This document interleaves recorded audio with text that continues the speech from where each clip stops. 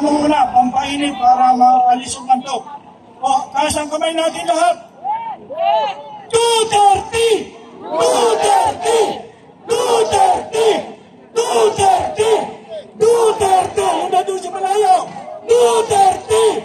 230! 230! Ganito. Siguro ito, uulit-ulitin ko. Hindi ko ito, at andito, witness ito si Mr. Parak TV, yung isang vlogger, DDS. Inuulit ko pa ito. Mula pa itong December 15, yung salita ko. Halos parehas ang meaning niya. Hindi aatake kay Bongbong. Masyado. Hindi. Ang panawagan ko, doon sa wala dito. Yung wala dito, mapupuntahin natin sila dito bukas kung mamayang madaling araw para panghalili sa atin. Kasi ito ay ang magiging para sa akin pananaw, personal na pananaw ko. Muna, si Manny Chu po ako, isa ho dating OCW. Hindi lang po ako 20 years sa abroad, maybe 17 sa Saudi, Qatar, Iraq, Pakistan, Singapore, Malaysia. Siguro, yung nakikinig sa akin ng mga tauhan ko o mga nakasama ko sa trabaho, parehas kami staff, sana, kung wala kayo dito, ang gawin nyo, kung nasa abroad pa kayo, may mga kamag-anak kayo sa Saudi, dito sa NCR, bigyan nyo ng pamasahe para bukas makadalo sa mga activities natin. Yun, kasi may nababasa ako kahapon, kanina, one time, big time. Hindi po magiging successful yan, yung inaasam natin na nito, na People's Power 3, para paalisin yung mga korap na opisyal sa gobyerno nito. Kung hindi tayo magtitipon dito, hindi pupunta sa Malacanang, may nagsasabi doon sa Liwasang Bonifacio, magmamarcha daw sa Malacanang. Hindi po yun. Mali yun. Maraming mamamatay sa atin dahil wala tayong baril. Yung mga Bangag, yung mga PSG na yan, kung dito ngayon si Diwata, kilala niyo si Diwata? Maraming pinatay yan sa Davao. Bahay mismo ng KOJC, maraming pinatay siya. Mga dalawa siguro. Ewan ko lang, kung yun ang alam ko, yung nalipang pa mga sinalbid nila siguro. So gano'n lang ang natin. Tayo, yung nandiyan pa sa ngayon, yung nakikinig pa sa mga vlogger. Kung wala kayo dito, sabihan niyo yung mga kamag-anak niyo, pupunta dito bukas. Yung iba nga, yung nananawagan ako doon sa Veteran Hospital, nandun pa ako nung mga midnight ng dito. Nakikita niya, sabi sir, nakita kita, nananawagan ka. Nagpapasalamat ako. Kung nakikinig ulit kayo ngayon, pumunta kayo dito bukas para maging successful natin ang inaasam natin na People's Power 2. Para sa akin, wala na. Good na ako, good na. I am 69 years old. Yung mga anak ko, siguro may napatapos ako, nasa abroad na rin sila. Minsan nakakalimutan nila yung papa nila. Okay lang yun. Parte yan ng anito buhay. Hindi ako nagdaramdam sa kanila. Parte lang yan. Na-reach ko na ang peak ng ng buhay ko. Pagbaba na ako, supposed to be matulog na lang ako sa bahay. Pupunta na ako sa SM, dyan sa Robinson, malamig, wala nang problema. Pero hindi ko maasam, hindi ko matiis. Andito ako sa harapan nyo para makatulong na maging successful ang natin, yung adikain sa amin ito, para mapaalis yung sino man mga kurap natin.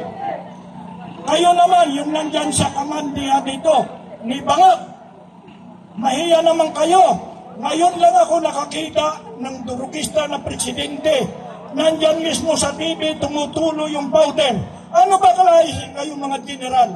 Mga kayong mga pulis, o anong klase kayong ano ito? May mga insinya dito. Mahiya kayo. Si Mayor Digong mismo nagsabi na sa inyo. Kakarmahin din kayo. Alam ko yan. Wither lang yan, sabi ni Irap, wither. Siguro wither ni Bangat ngayon. After 3 years, alam ko, as per Constitution, hindi na siya presidente. Hindi rin si Martin Romualdez ang magiging presidente natin. Kung hindi rin si Sara, aywan ko lang. Pag si Sara, lagot na sila. Kung gusto nyo magkaroon ng Hawaii 2, sabihin nyo, kung ako ito, inulit ito, sa Veterans Hospital, sinabi ko, habang may tao doon sa Veterans Hospital, hindi ako umuwi. Ganon din ngayon, hindi ako umuwi kahit matanda na ako. Mayroon doon, ang isang pangalan doon, isang matanda rin, si Oscar. Kaya lang vlogger siya, pero wala siyang anito. Wala siyang TV, hindi siya ginamit. Dalawa kami. Nung early morning, may isang mataas na Quezon City police official. Tinanong pa si Oscar, magkano bigay sa inyo? Katabi ko yung katabi. Inaapit na kami. Sabi ni Oscar, wala kaming bayad. Ganun po yun. Sana, kung sinong lalaban sa walang tulugan para ano natin, mag-success tayo sa purpose natin. Dito na tayo kasi ang People's Power to dito rin ako noon. Nandun ako sa island. Mas marami pa tayo sa mga oras na ito. Marami tayo, kaya lang walang uwian yon. Walang uwian kahit tanghali, kahit umaga, early morning, may tao sa stage. Ito. May stage yan, may audio, kahit kantahan. Hanggang nakikita ko yung mga lip cleaning. Yung lip cleaning ngayon, wala na. Busog na sila. Baliktad ng mundo. Yung Makabayang Black, wala na. Dati po, nung binata ko, nasa Tacloban ako. I came from Tacloban. Nag-aaral pa ako doon. Nakikita ko sa bulletin or sa news, sa RPN or ABS-CBN. Nakikita ko binubumba yung sinanito. Tanyada, Nini Pimentel, yung may sinasabi noon na Parliament of the Street. Pero ngayon, wala na. Wala na pumupunta sa street. Takot sila kay Bangak or kay Tambaluslos, hindi mabigyan ng ganito. Mayroon lang ako na ilan na nito. Mga salita, si Bato, Joey Villanueva, at saka iba pa, yan, si Mr. yung magiging senador, si Mr. Dante Marcolita. Sana manalo. Yun lang, pero yung iba, pero dati, pinupumpa talaga sa Mindula, nakikita ko, live. Pero ngayon, wala na. Hindi po kasalanan. Kung sino pang gising ng mga ano na yan, senador, kongresista, bakit hindi kayo pumunta dito? Ipakita natin in a peaceful way na magkakaisa ang mga Pilipino bukas. Alam ko may mga ano pa kayo dyan, yung mga assistants, yung mga elected official. Pwede naman kayo pumunta dito. Hindi yung kasalanan, alam ko yan. Siguro kung pwede lang, ako na lang papakulong sa inyo. Ako na lang substitute na makulong.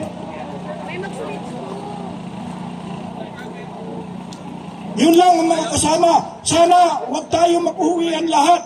Kahit umuulan, ayan yun.